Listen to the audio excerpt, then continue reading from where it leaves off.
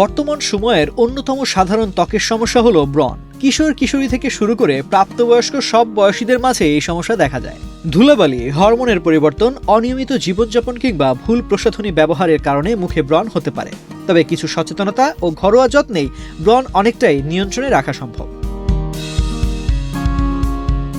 বিশেষজ্ঞদের মতে ত্বকের তেল গ্রন্থি থেকে অতিরিক্ত তেল নিঃসরণ, মৃত কোষ জমে থাকা এবং ব্যাকটেরিয়ার সংক্রমণের কারণে ব্রণ হয়। এছাড়া অতিরিক্ত মেকআপ, স্ট্রেস এবং অস্বাস্থ্যকর খাদ্যাভ্যাসও এর জন্য দায়ী। নিয়মিত মুখ পরিষ্কার রাখুন। দিনে অন্তত 2 বার হালকা ফেস ওয়াশ দিয়ে মুখ ধুতে হবে। এতে ত্বকের অতিরিক্ত তেল ও ময়লা দূর হয়। তেলযুক্ত প্রসাধনী এড়িয়ে চলুন। অয়েল ফ্রি ও নন কমেডোজেনিক পণ্য ব্যবহার করলে ব্রণ কম হয়।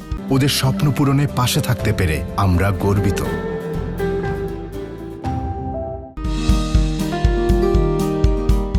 ঘরোয়া ফেস প্যাক ব্যবহার করুন।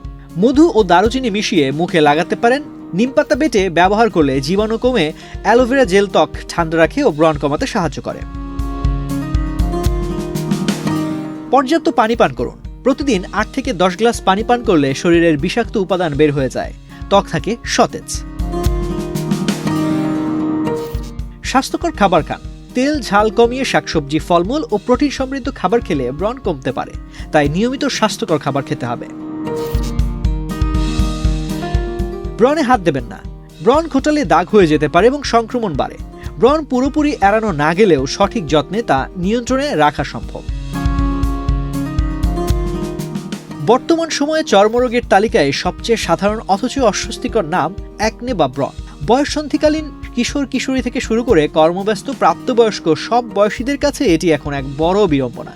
তবে ডার্মাটোলজিস্টদের মতে ব্রণ কেবল বাইরের ধুলাবালির সমস্যা নয়, বরং এর মূলে রয়েছে হরমোন, ভুল প্রসাধনী এবং অনিয়ন্ত্রিত জীবনযাপনের এক জটিল সমীকরণ।